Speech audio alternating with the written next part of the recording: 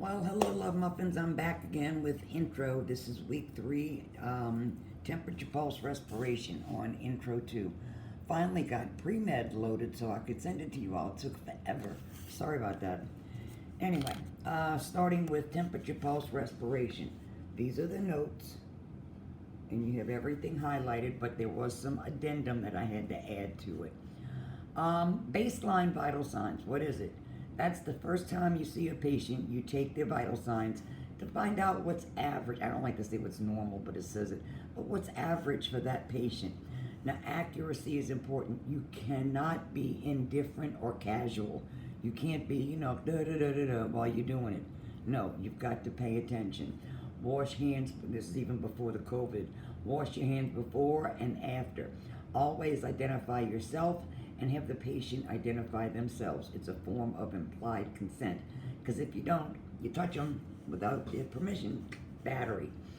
All right, a fever is also known as pyrexia or febrile, not feeble like minded. That's an elevated body temperature. And if an adult has a temperature above 99.5, that is pyrexia or febrile. Now, factors that can influence. I'm only going to really go over the highlighted ones a lot, but physical and illness and emotional can make vital signs change. Consuming a hot or cold beverage, have the patient wait about 10 minutes. Anger, fear, if your stress level is up, elevated metabolism, medications that you take, sex, and I don't mean just having it, I mean your gender. Ladies, our core body temperature changes more than men does. And that's why women that have a difficulty getting pregnant will sometimes resort to taking their core body temperature in the morning to see when they're ovulating because their temperature goes up just a little bitty bit. Age, a newborn's vital signs may be lower.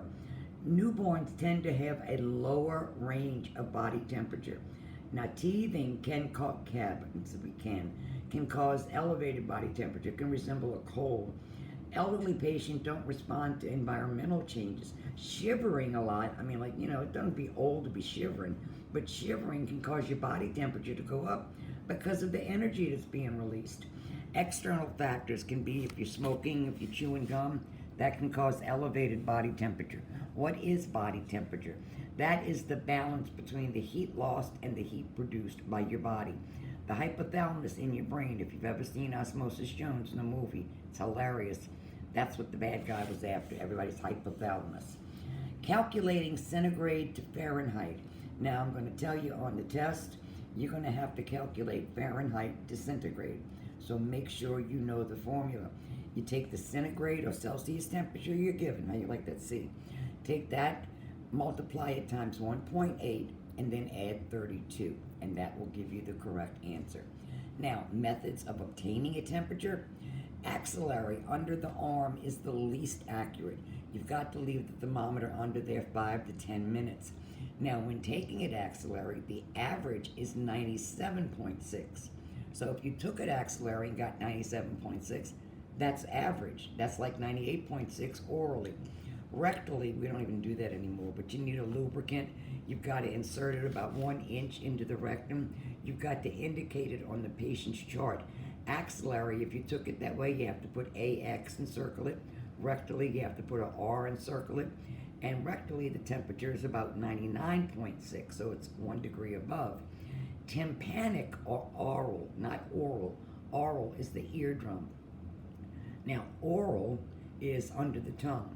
That's the old-fashioned thermometer. It stays there, or the ones they use now that are calibrated and calculated. You got it. If it's an old thermometer, you got to shake it down to below 96.0 mercury. Don't indicate. You don't need to indicate if you took it orally. You don't need to put an O with a circle around it. Now, temporal, right here in the temple, is the most accurate site for infants, and it's the safest for infants because you're not inserting anything anywhere. Now, the benefits: oral temperature for adults.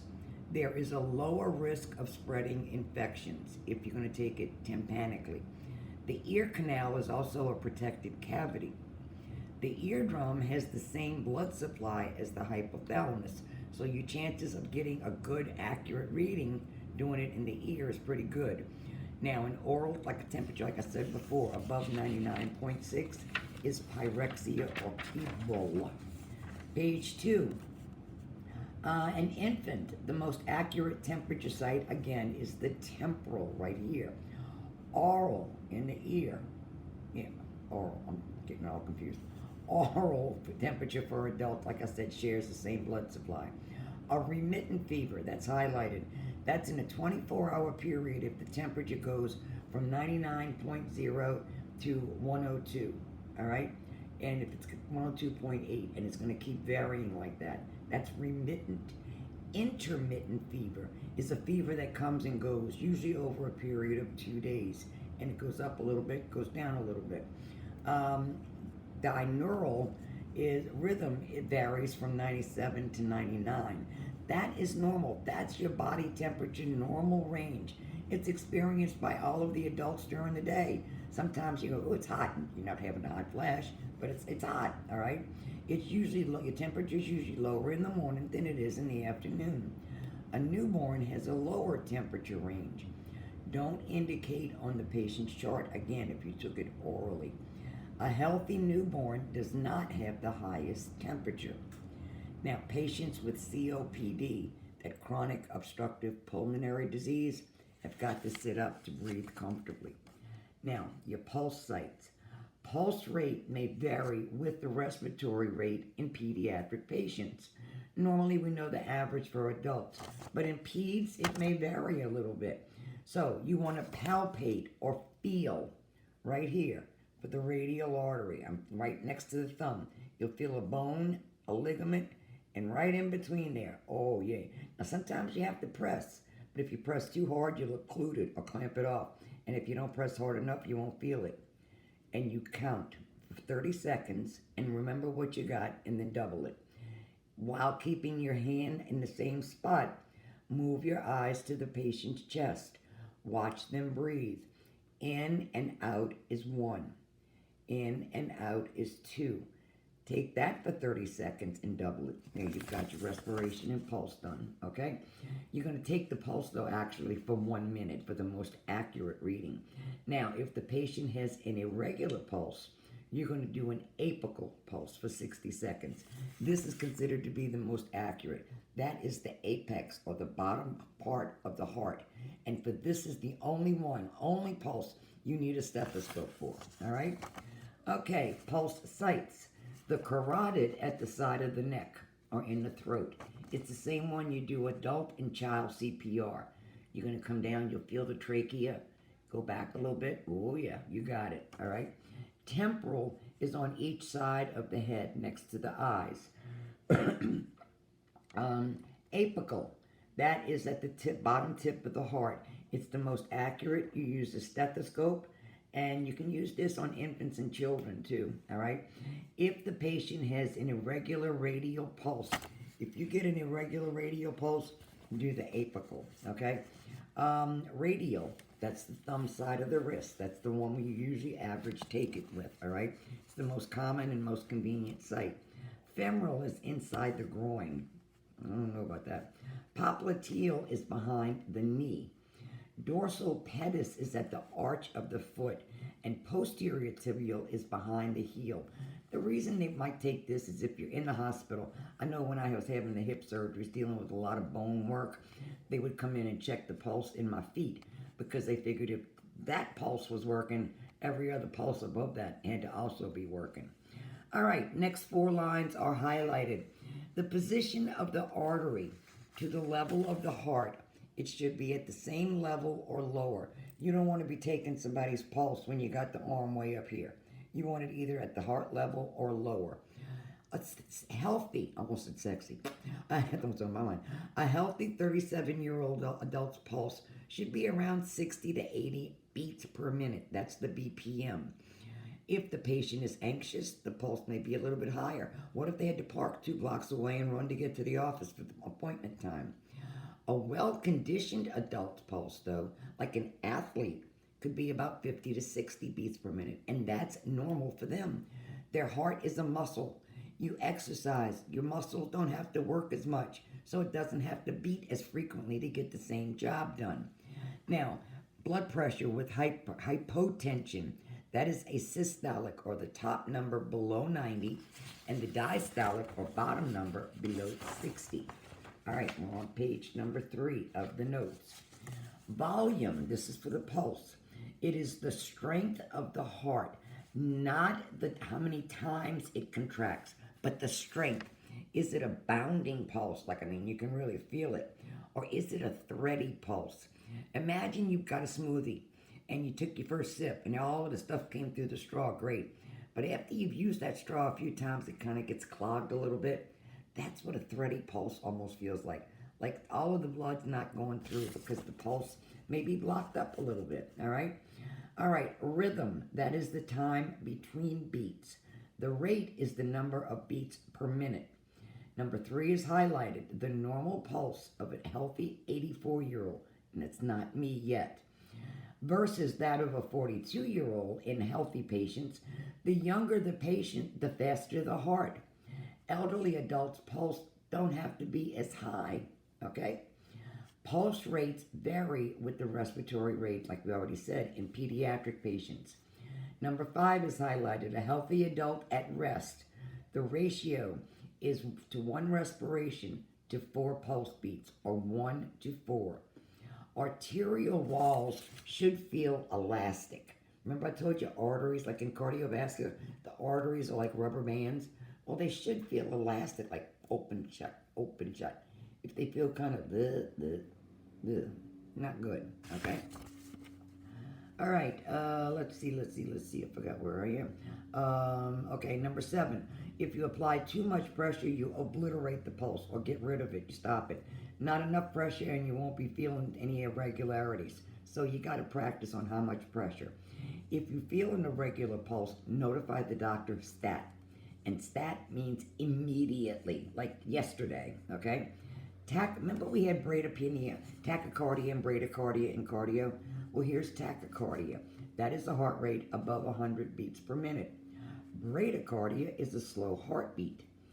And thready pulse, like I already described, is a pulse that's barely perceptible. It's there, but it's not bounding. And sometimes you'll feel this in older people. The arteries may start to clog a little bit. Now, dealing with respiration. What is respiration? It's the exchange of oxygen and carbon dioxide in the lungs. Remember with the heart, it goes to the right side of the heart, to the lungs, and then back to the left side. Now you're going to count the respirations for about 30 seconds and double it. Letter C is important. It's highlighted. Do not, and I repeat, do not tell the patient that you're going to take the respiration, because respirations can easily be controlled and the patient can sometimes self-consciously alter their breathing rate. And if you get a patient that's a little pisser, they can hold their breath without you knowing it. Anyway, the 3 characteristics of respiration are rate, how is it? The rhythm, is it steady? And the volume. Do they have trouble breathing? Do they have to really gasp? Okay, now a spirometer, and this is on the last page too as part of the addendum. The spirometer is the instrument to measure the volume of inhaled air.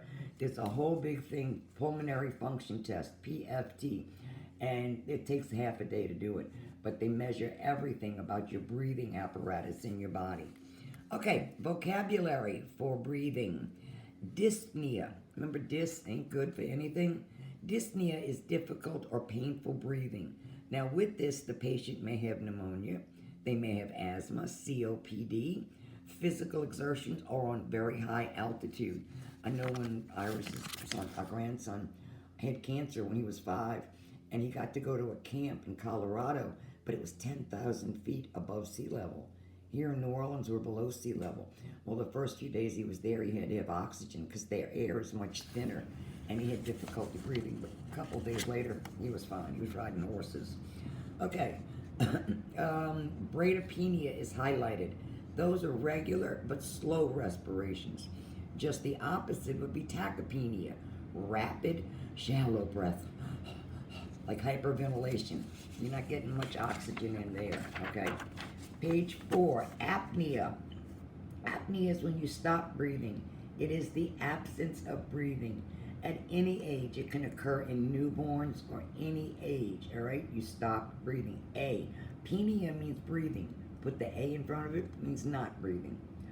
Orthopenia, remember we already did this one. You got to, ortho means straight. Penia is breathing. This means the patient's got to sit or stand to breathe comfortably. And again, they may have asthma, they may have COPD, they may have a lot of things, pneumonia going on with the lungs. Rales, R-A-L-E-S, is an abnormally crackling sound with the breaths. And usually you're going to hear this with a stethoscope. Rhythm, again, is the breathing pattern. So you're not just taking the respiration for the, are they breathing? You're taking it for the rate, how many times per minute, the volume, okay? And look at the patient's color. Make sure that they're not cyanotic or blue. Well, here's the next one, number 8, cyanosis. The patient can't inspire or breathe in enough oxygen to supply oxygenated blood to the body cells. So normal skin color around the mouth and nail beds turns blue. Watch, here's a way to check. See the nail bed? It's kind of pink. Well, you want to squeeze it. This test is called capillary refill. You squeeze it, let it go, and watch. It's going to be real white, and it's going to turn pink again. See it? It's good capillary refill, good oxygen supply. All right, or let's see, pulse and respiration. Rates may vary in pediatric patients, and again, that spirometer is an instrument to measure inhaled and exhaled air. Respiration should be quiet and normal. You shouldn't hear any sounds when you're checking somebody's respiration. Now, like I said, you don't just take it for, are they breathing? You're going to measure the respiration. You're going to observe the rate, the rhythm, and the patient's color. Now, back to the addendum. We get knocked off. I'm coming back tomorrow, but don't forget, tomorrow we're going to go to school and do checkoffs. All right, in the pediatric patient, a common pulse arrhythmia, that means irregular, that varies when the breathing is known as sinus arrhythmia. So if the pediatric patient's pulse varies with the breathing rate, it's sinus arrhythmia. Carotid cough sounds, this goes with blood pressure, but carotid cough sounds are the sounds heard when you're taking a patient's blood pressure. They're divided into 5 different sounds, but you really have to have a gigantic, expensive stethoscope and a lot of training in order to detect it. But there's 5 sounds. But what we listen for is the first thump. That's a systolic. That's phase 1. And we listen for the last thump. That's diastolic, phase 2. So systolic is the first sound heard when your blood pressure cuff deflates. It's the systolic or top number. When you get down to phase 5, you don't hear any more sounds. The diastolic is the bottom number. You learn more about this next week in blood pressure. Pulse pressure. Now, pulse pressure is the difference between the top number of blood pressure and the bottom number. So for example, if someone's blood pressure was 110/60, their pulse pressure would be 50. Not that you're going to be doing this on patients, but just so if it ever comes up in conversation, you've heard of it. All right, here we go again. Or this is dealing with blood pressure, a lot of this. But you're going to need it for Thursday. Orthostatic hypotension. Ortho, straight, get it? This is when the cuff is in place. You take the patient's blood pressure, okay, with the patient lying down. You get that reading. Then immediately stand the patient up and take the blood pressure again and see if there's a difference. Orthostatic, straight, okay? Homeostasis. Everybody, you don't realize how blessed we are that right now our bodies are in homeostasis, except for my left hip. It has been killing me since Saturday. I have a Roomba and I use it to vacuum the house, but Smarty Pants wanted to do it by hand, so I got out the regular vacuum cleaner, and I won't do that again because it really messed up the left hip. But anyway, back to this. My body's not in homeostasis anyway.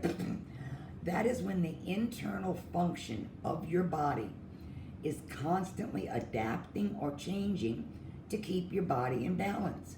Let's say it's cold outside and you go outside without a coat. You're going to get goosebumps. Did you know that's part of homeostasis? That is your body, the cells closing up. Remember, look, we have hair. I don't care where monkeys have hair, okay? And that's used to help keep us warm. Now, we don't have as much like fur, but when you get the goosebumps and the hair stands up, the cells in the skin are closing in order to retain the heat that you do have in your body. That's why the hair stand up when you get goosebumps. All right, syncope, that is the medical term for fainting or passing out. A healthy adult at rest, we did this once before. The ratio of respiration to pulse should be 1 to 4. One respiration for 4 pulse beats. A common pediatric pulse arrhythmia, we did this one, can vary with the breathing. Pulse and breathing vary in children. Sinus arrhythmia. Now, otitis externa. Oto means ear. Itis is inflammation. So we got inflammation of the ear. But there's 3 parts to your ear. You got outer ear, middle ear, inner ear. Well, externa would be the outer ear. This, when you have a patient with an external ear or an outer ear infection, do not do tympanic temperature. That's what I put in the notes. If a patient has this, it contraindicates, or it says don't use a tympanic thermometer because the patient has an infection, all right? So don't use it if the patient has an ear infection. Cardinal signs. Now, cardinal signs are the basic vital signs: temperature, pulse, respiration, and blood pressure, okay? Height and weight are not cardinal signs, all right? Did that to my chin. Temperature, pulse, respiration, and blood pressure. That's the 4 cardinal signs, the major red signs. Height and weight or not, all right? So that does it for today, cupcakes. Tomorrow we're going to meet at school and check off. Everybody be there for 9 o'clock. There's no bad weather. There's no excuses. I will see you there, all right? Bad hip. If I can get my hip there, you better get yourself there. All right, love y'all. See you later. I'm going to try and get this one to you quicker than pre-med. Bye-bye.